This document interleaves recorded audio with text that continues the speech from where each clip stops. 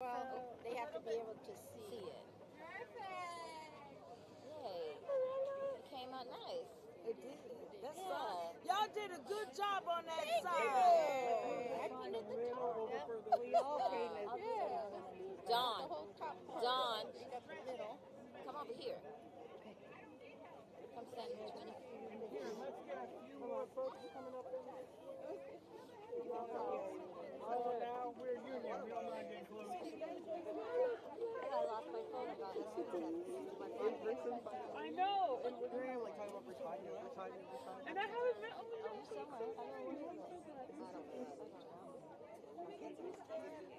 I was online versus That way that's what everybody we're can talking hear. about. Thank you, Mama. It came out really You nice. like me, I get it now. Turns out to Can I hear from other people? y'all had her hands on. Make sure they're right. Taking care of my clients too. Yeah, They've been hidden in childcare. So. But at the childcare at the hospital. Yeah, they were at the hospital. I was hanging out there. You couldn't listen, but they're gonna be around us somewhere. While we're having coffee. We have work that. Yeah, they always let me know who my work is. Nice to meet you. I'm always like, he's coming. Mara's coming. Okay. Is he going to be at your place tonight? I'm going to take my, I really want this pink support. He's back it off a little bit. Who's he coming tonight? I'm just like, I did not know how to live. I barely got here. No. So I was like, oh man, but Joya, these beautiful glows right now, so I think I'll survive for the few minutes that I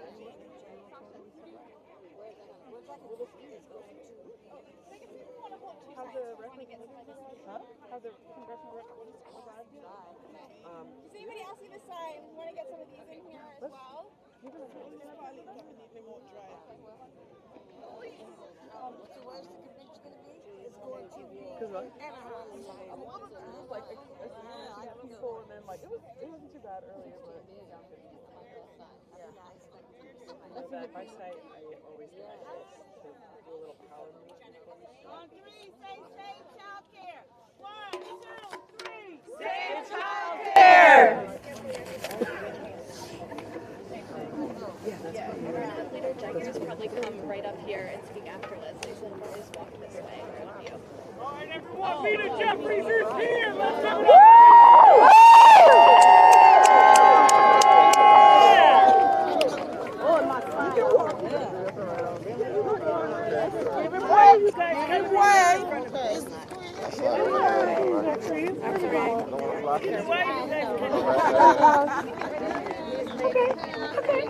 Hi. You need to let people through.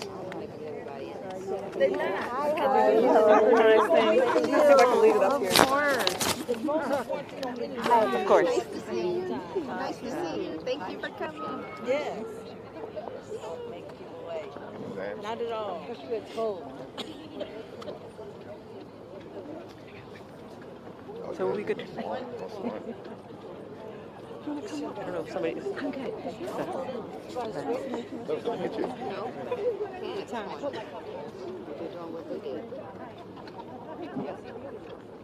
So are we good to go? I like your blazer.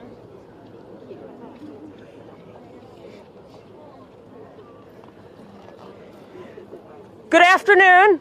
Good afternoon. And thank you so much for being here.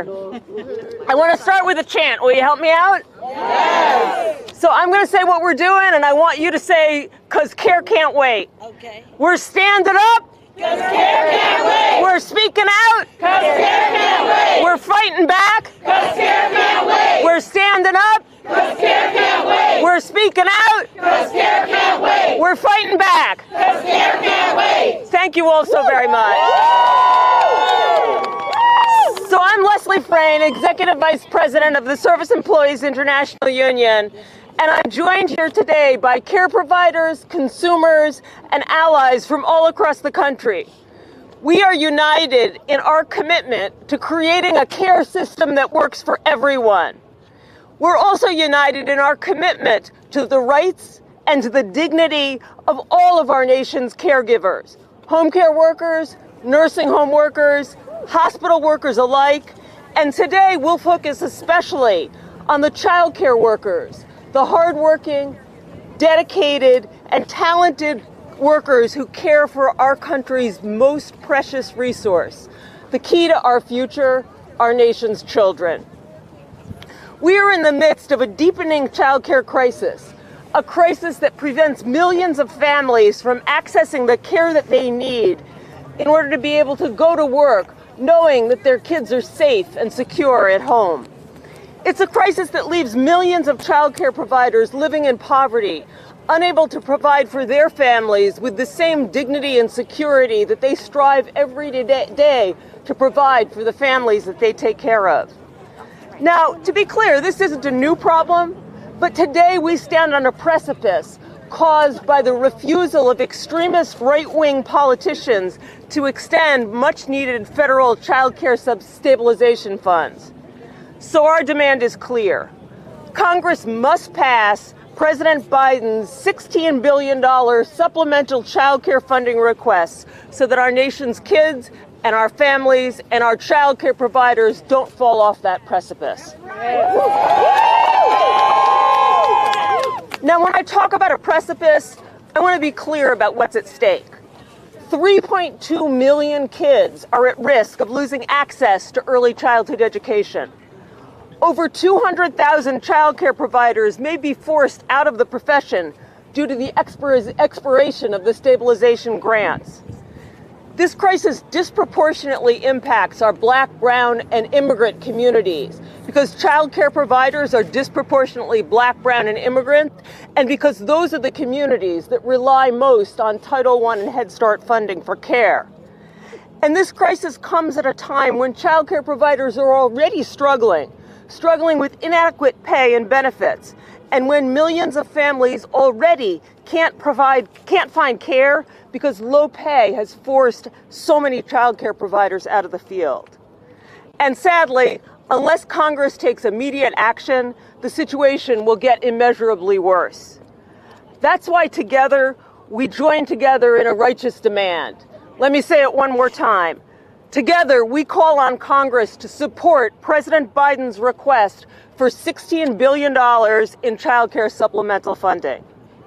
Our kids, our families, and our caregivers can't afford further delay because the situation is urgent and care can't wait. Today, SEIU, Community Change Action, the members of the Care Can't Wait Coalition are hosting a lobby day. All day, we've been sharing stories with senators and members of Congress about how all of us are impacted by this crisis. We've traveled from all over the country to be here today, and we do so because we are determined that no one will fall off the precipice, because we want to convey our determination, our hope, and our belief that together we can build a stronger, more equitable care system for our kids and for the people who take care of them as well. And now it is my enormous pleasure to be able to welcome House Democratic Leader Hakeem Jeffries. Leader Jeffries is a powerful advocate for child care and really a champion for every type of care that our communities need to thrive. He knows firsthand from personal experience the importance of having a strong care system of all kinds of care, including health care, home care, and child care, as well as the importance of ensuring that care jobs are good union jobs. And whenever he talks about care, he lifts up the voices of the people who provide that care and underscores the importance of quality jobs, quality union jobs. He's a member of the SEIU family in his home state of New York. I hear tell that our members in Local 1199, United Healthcare Workers ACE, consider him to be an honorary member. And we're grateful to Democratic Leader Hakeem Jeffries for joining us today. Please join me in welcoming Leader Jeffries.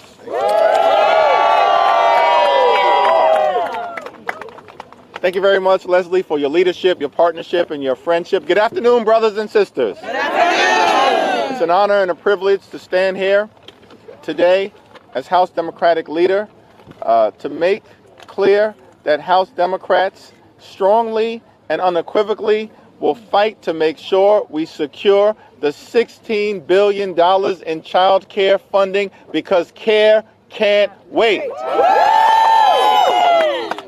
We're going to continue to put people over politics.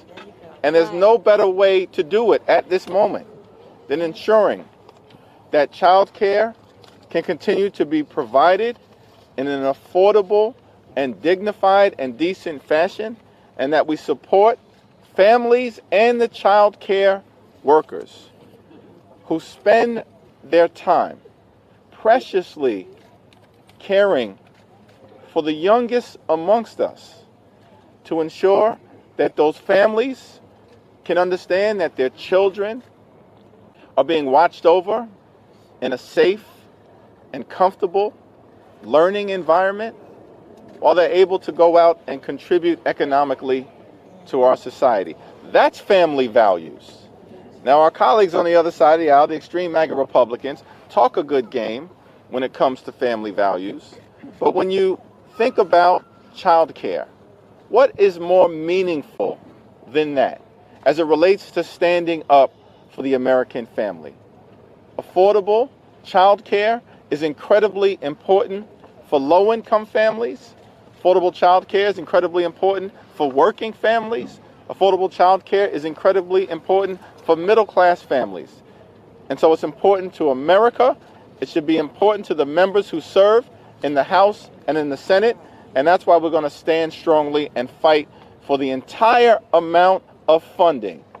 16B are the signs that I see, the entire amount of funding. And we're going to work to get it over the finish line. It's my honor, of course, to stand with child care providers and families and community stakeholders, as well as SEIU, that has been at the forefront of this fight. And our commitment to you as House Democrats is that whatever it takes at this particular moment, we are going to continue to show up. We are going to continue to stand up. We are going to continue to speak up until we are able to secure here in the Congress the $16 billion in funding necessary to allow the child care system to continue to function in a dignified fashion for all involved. And together, because of your passion, because of your presence, because of the progress that you are committed to make here in the Congress, I'm convinced that the best is yet to come, and we will win this fight, because care can't wait. Care can't wait. Care can't wait. Care can't wait. Care can't wait. Care can't wait. Now, it's my honor. We've been joined by several distinguished members of Congress. We've got Suzanne Bonamici, who I know may be speaking, and Suzanne has got the right color coat on.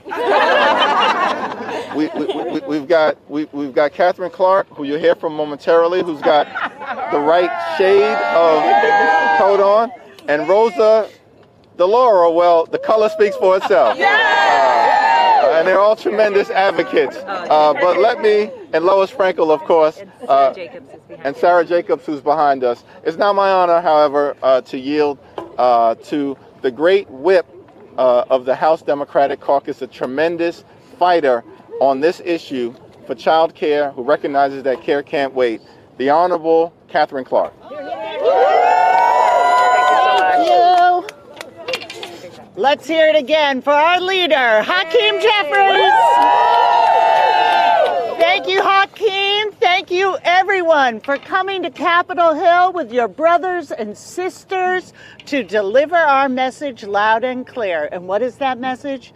Care can't wait. That is right. And let's be clear. Crystal clear, childcare is economic infrastructure, and our country cannot function without it, cannot function without all of you. And if parents can't afford to go to work, it all grinds to a halt.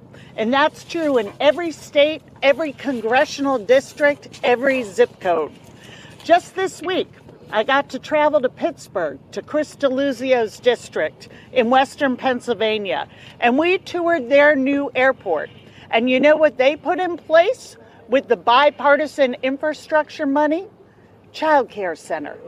A child care center. And that means that the workers who are working in concessions in the airport, TSA workers, flight attendants, air traffic controllers, they can go to work and have a quality, safe environment for their children.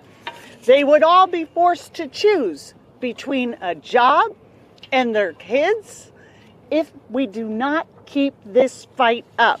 And fortunately, we not only have Leader Hakeem Jeffries, we have a president and a Senate majority and a House Democratic caucus that are united behind working families, parents, kids, and workers.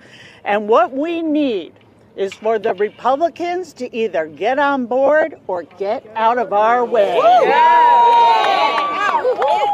So the GOP has let this critical child care funding expire. And now millions of parents and caregivers are on the verge of a crisis.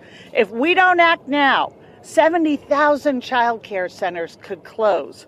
Workers will be laid off, kids will lose their classrooms, and parents will have nowhere to turn. We saved child care, all of us together, during the pandemic. And now we need to finish the job. We're not going to walk away from this fight. We can and must fund childcare as critical infrastructure that it is, as the glue that holds our economy together. For moms, for dads, for kids, for early educators, for our entire country. So I thank all of you in the Care Can't Wait Coalition for making your voices heard. You're on the front lines of this fight, and House Democrats are so proud to stand with you.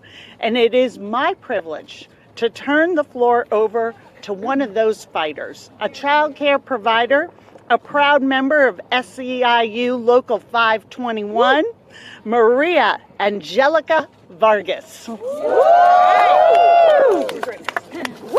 Oh, there she is.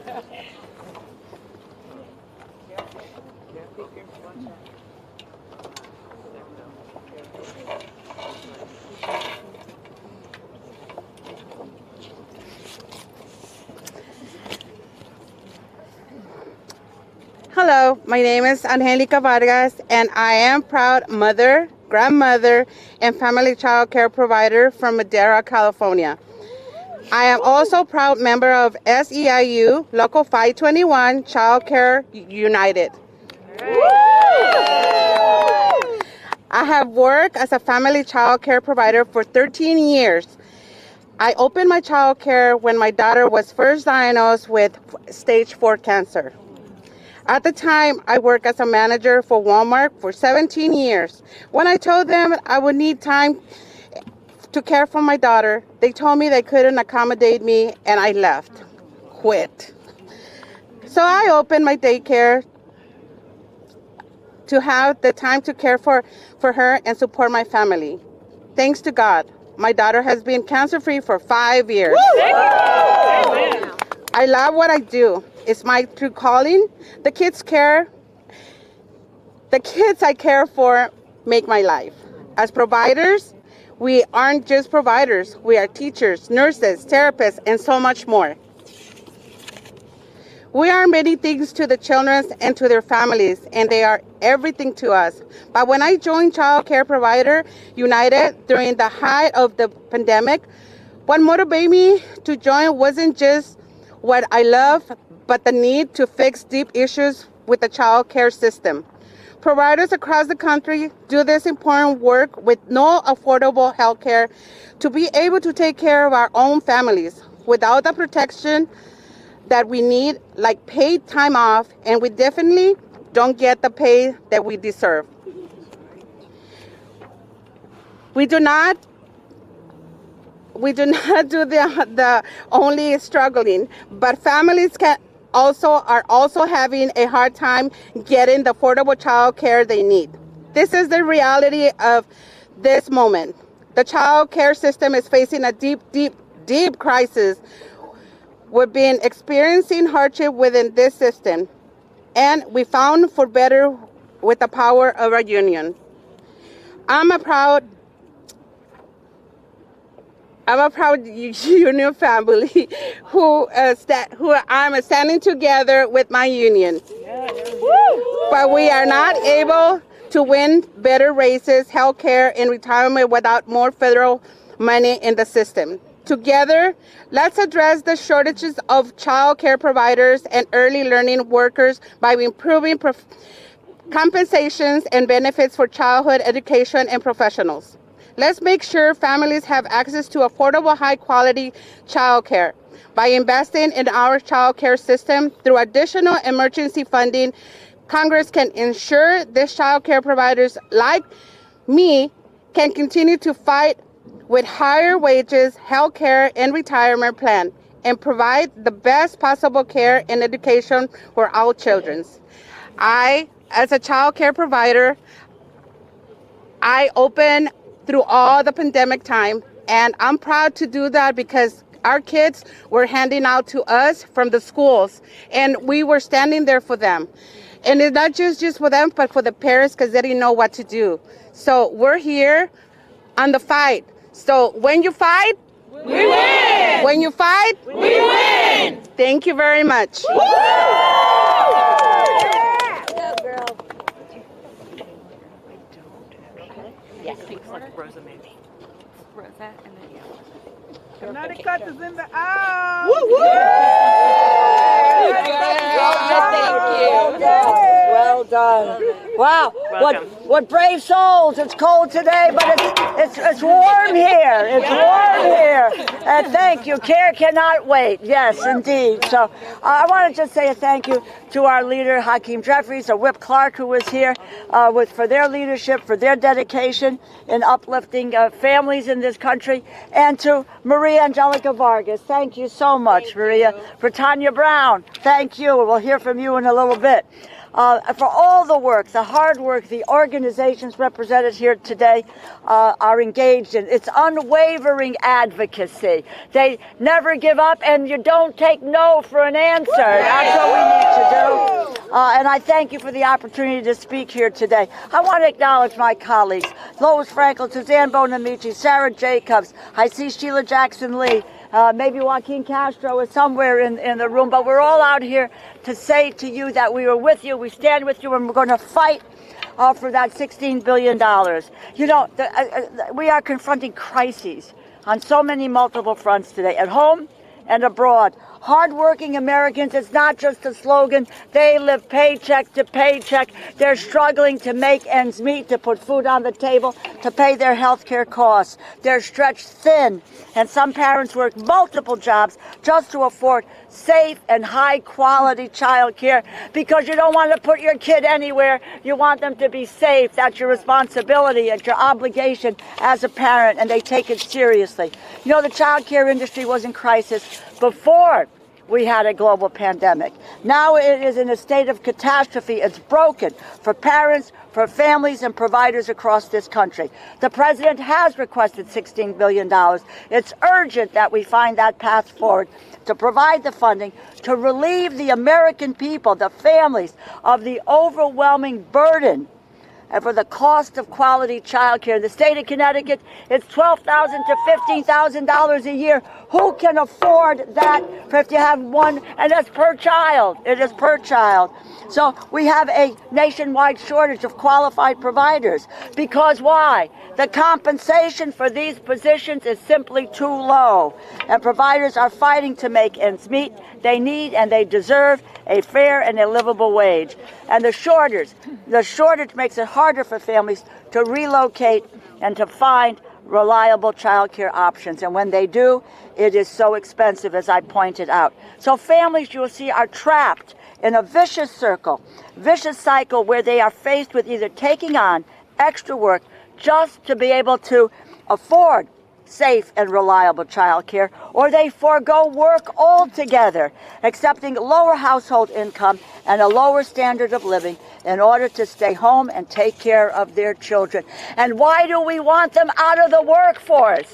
We want women and men, but women, the burden falls mostly on women. They need to be in the workforce to be able to afford childcare. You know, without consistent access to high quality, affordable care, children lose out on a valuable opportunity to learn, to be able to grow. It's not fair, it's not right, it is not to happen in America. We can and we must do better. You know, and the status quo today, my friends, is unacceptable. It has to change. You know, House Republicans are saying we cannot afford to invest in our children. Who better to invest in? Many of you know we fought and we then worked to expand and renew a child tax credit. I never go to one of these events without trying to talk about the child tax credit because it was one of the biggest issues to lift our kids out of poverty. It was one of the ways in which parents could go to work and they could put their kids in safe and affordable child care. And so we have to bring it back. It was an incredible success. You know, we cut child poverty, as I said, in half. And you know, Republicans say we can't afford these investments. According to them, they can't afford to let their friends in the top 1/10%, the billionaires and the big corporations, pay no tax at all. They're happy with that. They don't care about that. But let's talk about public investment in kids. And oh my God, we have a spending problem. We have a revenue problem. We need to collect the taxes from those people in the top 1/10% and the richest corporations. This is a worthy cause for our investments. It will always be America's children that need to come first. It is a critical infrastructure in this country. It's paramount. We step up the investments, help parents, improve social and emotional learning for our kids, and deliver child care. And, you know, let me just say that I'm going to turn it over now to someone who is on the front lines of all of this, and that's to Brittanya Brown, Texas educator, child care business owner of Our Loving Village in a small town called Stamford. Brittanya has been advocating for thriving wages for child care educators. She played a key role in winning a Texas child care initiative called Proposition 2, which would help childhood educators with taxes that burden their business and shrink their wages. You know what she showed? Child care can win on the ballot. Child care can win on the ballot, even in red states. So we're grateful to have advocates like you here today. And please come forward and tell us your story. Thank you so much.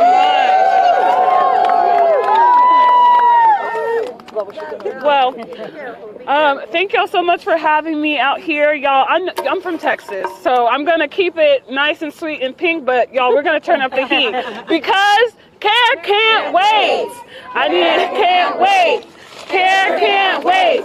Care can't wait. Thank y'all so much for having me. Again, my name is Brittanya Brown, and I am the proud mother of 5-year-old boy-girl twins. Like Representative DeLauro said, that I am a child care business owner and an educator out in Texas in a small rural town called Stamford. And I am a proud community change, child care change maker. I have several degrees and certifications in early childhood and education, but nothing in textbooks or lectures would have ever prepared me for the feat that I'd have to face as a mother and as a business owner to make sure that my babies and the children that they grow up next to have the brightest future. I started my high-quality home-based childcare program in 2019. Just 2 months postpartum from giving birth to twins. And if anybody knows how hard it is to raise one, y'all, 2 has been an exhausting thing.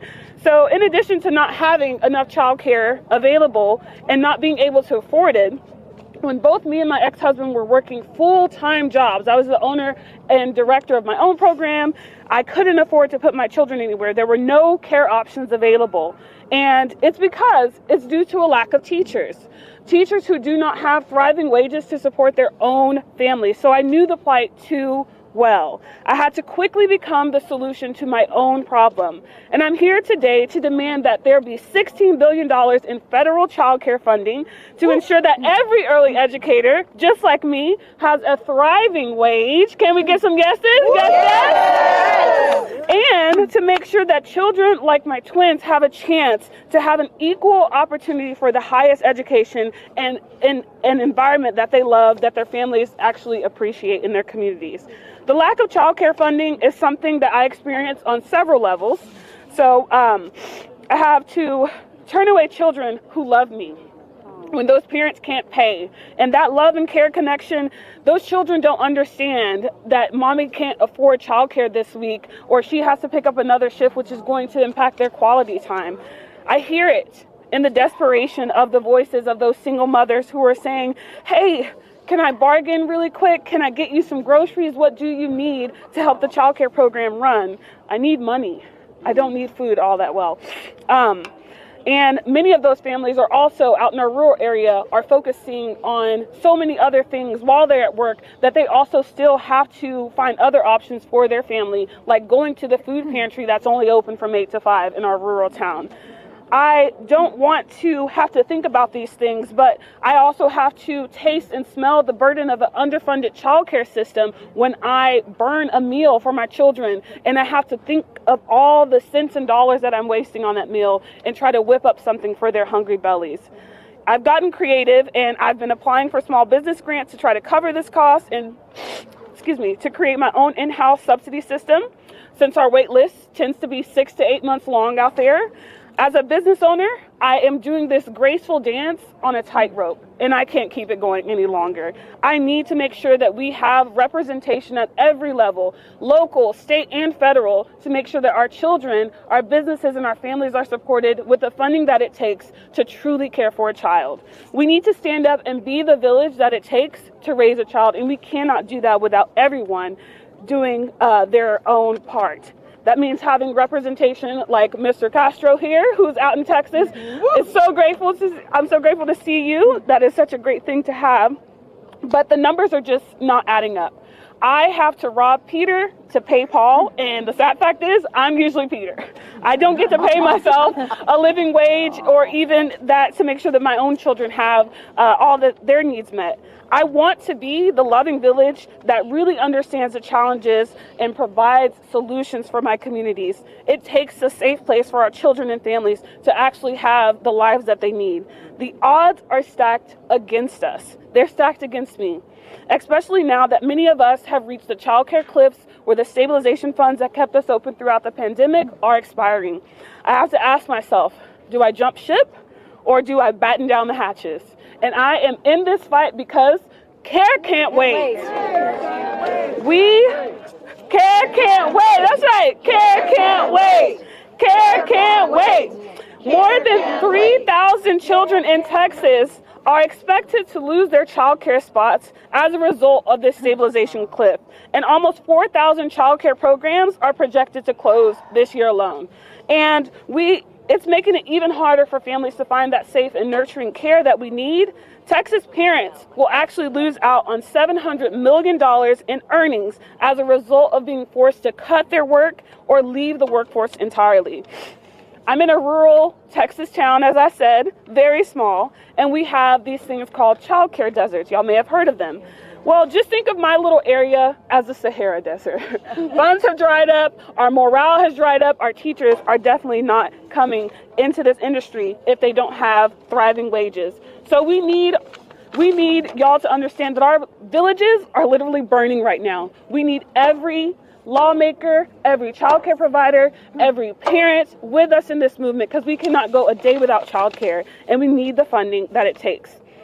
The last thing in closing, I fear that my state of Texas is not going to make up for the expiration of these federal funds. That's why I'm up here urging our federal government, our representation, to pass that emergency child care funding and make it accessible on the local level. I've done the work as an organizer with community change and child care change makers to make sure that providers and families all over the nation's voices are heard, and that childcare will be the top voting issue in 2024. Especially ahead of this 2024 election, we will be looking at who is silent on Capitol Hill and in their district office. We want you to meet with us, and we want you to hear that we need you to be childcare champions, because care can't wait. Thank you so much, y'all. Care. I'd really love to introduce this wonderful representative, Joaquin Castro, who has been a child care champion. It is such an honor for me to have you here, and I'd love to hear some remarks from you. Sure. Oh yeah, go ahead. Yeah, please. Yeah. I'm not Joaquin Castro, but you're going to hear from him in just a minute. Thank you so much, Tanya. Thank you to all the care providers who are here today. I'm Suzanne Bonamici from Oregon, and why are we here today? I don't think they can hear you in the speaker's office. Why are we here today? Care can't wait. Thank you so much for telling your story, and for all the care providers for sharing your stories. Thank you to the Democratic leadership. We are so honored to have Joaquin Castro, our Democratic leader who spoke, as well as Whip Clark leading this effort. It makes a difference. And we are here to say we support every single penny of President Biden's $16 billion in supplemental funding. And Democrats and President Biden, we delivered.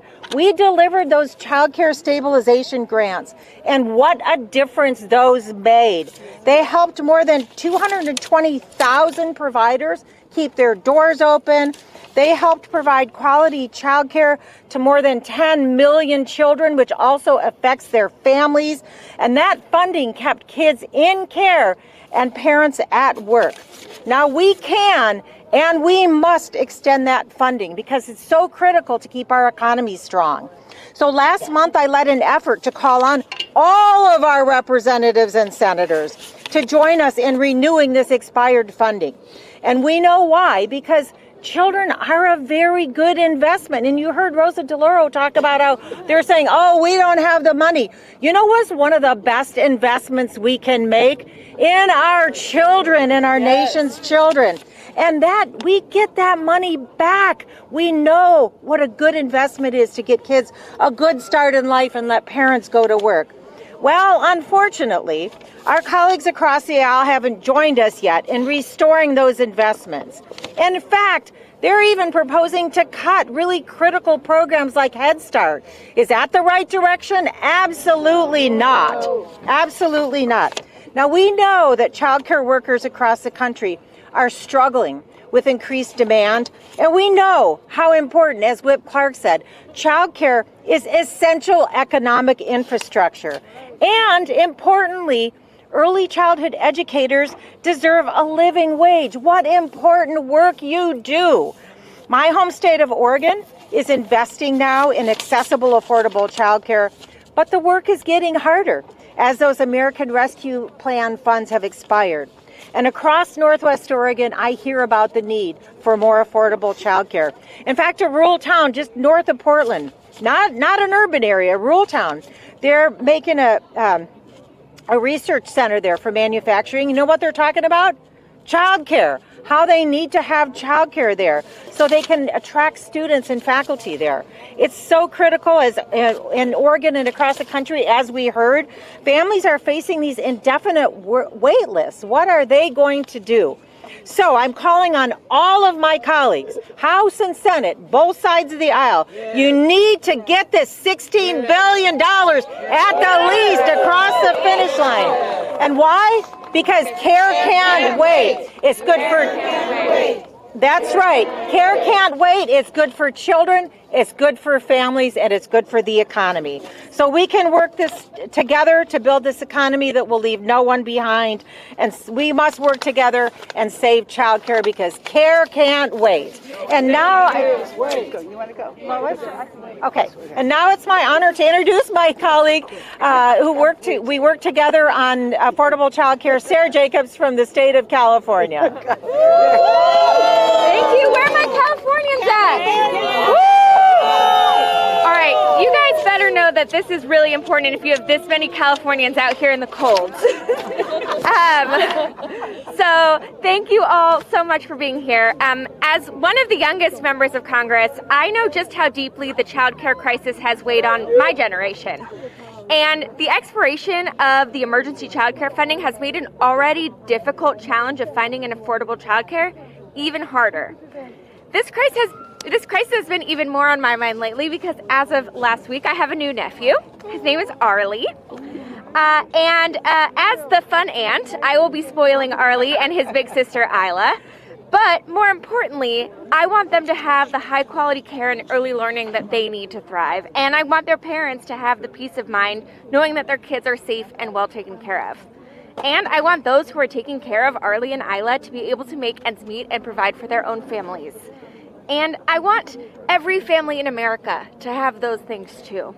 But because House Republicans let emergency child care funding expire at the end of September, millions of other parents across the country might be unable to get the child care that meets their needs.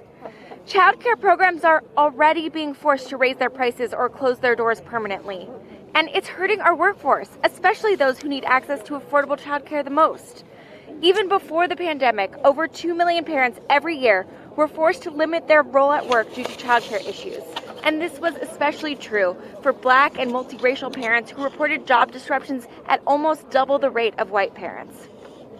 That's why we urgently need to pass President Biden's supplemental spending request that includes how much? $16 billion for child care. If Congress passes this funding, my home state of California would be able to support over 50,000 providers and serve more than 700,000 children. Now, let's be clear, this $16 billion is not a silver bullet that will magically fix the child care crisis that we've had for a long time. But it will stop the bleeding. It will keep more child care centers open and support kids, parents, and providers. And it will be good for our economy. We actually save $6 for every $1 we invest in high-quality early childhood care, okay? We see big savings in areas like health and education. So I am so tired of my colleagues who say that childcare spending is wasteful or extravagant. It's an investment that will pay dividends for generations to come. It's an investment that will save us money, and it's an investment that we can't afford not to make. And I hope childcare isn't something that we're still fighting about when Arlie and Isla are my age. So thank you all so much for being here. CARE can't wait. CARE can't wait. CARE can't wait. CARE can't wait. That's right. And now I'm happy to introduce my colleague, Lois Frankel. Okay, hi. I guess, am I wrapping this up? I don't know. Am I wrapping this up? Oh, you're lucky. I'm wrapping this up. I'm lucky because I'm from Florida and I'm freezing. I'm Lois Frankel. I'm chair of the Democratic Women's Caucus. And most importantly, I've been a working mother and now I'm a working grandmother of 2 toddlers. And I just want to say thank you all, especially the workers and the providers for doing what I think is the most important work that we have, which is taking care and nurturing our little children, you know, in such formative times. Can't hear. Okay, well, you can't hear? Is there a mic? It's not allowed here. Oh, it's not allowed here. Okay. But just thank you. And I just want to say, keep your voices loud. So I'm going to, as the chair of the Women's Caucus, I wanted to have a little different focus, which is on the women who are the parents and the women, the workers who are mostly women.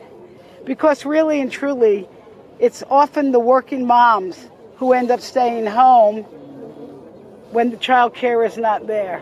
And what does that mean for them?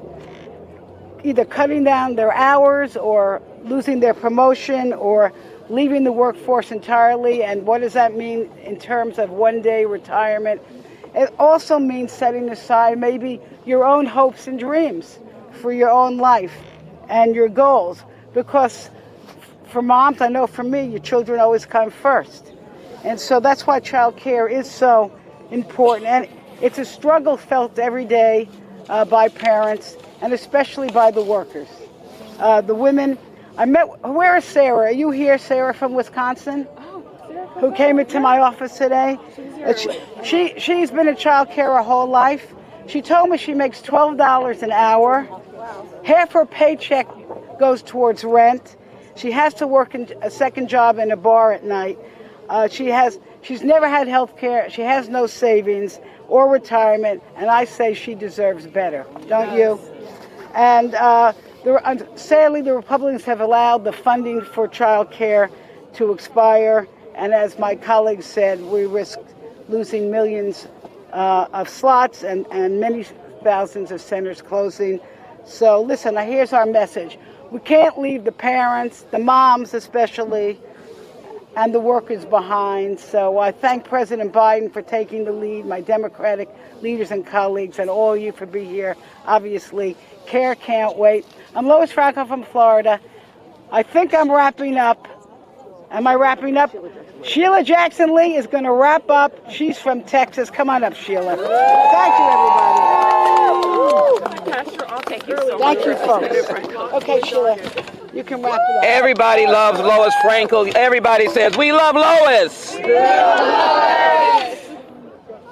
Let me just say this. Child care can never wait. Never wait. I'm putting a little insert. You know how the teacher says, you need to add an addition here. Child care can never wait.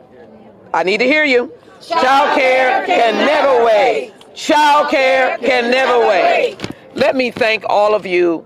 I was standing next to Holly from Washington State, who says this weather doesn't bother her. She's got a heart of passion. But she did tell me a story that breaks my heart and causes my eyes to tear up even more, is that she knows a person that is working not one, not two, but 3 jobs to be able to pay for child care for her child or her children. We know that families across America, 1/3 of their income or more is being used for child care.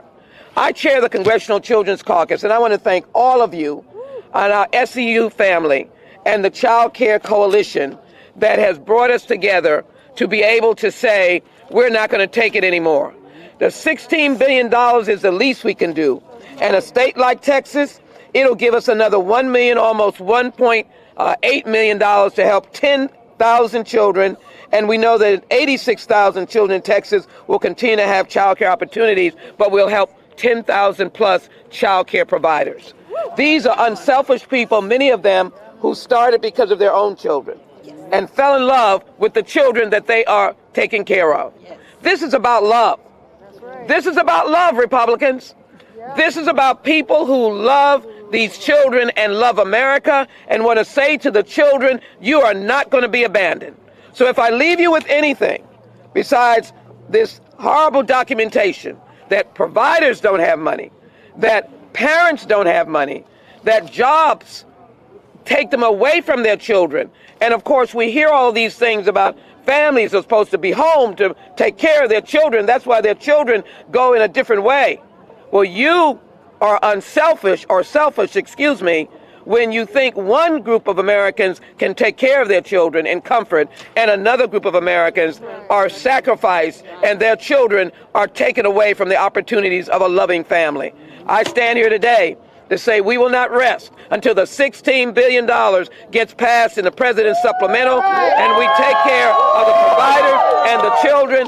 We are united. Child care providers, we are united. I stand with you from the seas of East and West and North and South. We stand with you. We are the country of the brave and the country of the courageous. Let us be brave and courageous for our children. And let us say to that mom or that parent, we're standing with you. And we're going to give you some time to love your children. It's about love, to love our children. Thank you all very much. I want to thank everyone for coming, and let's close this out with a chant. Care can't wait! Care can't wait! Care can't wait! Care can't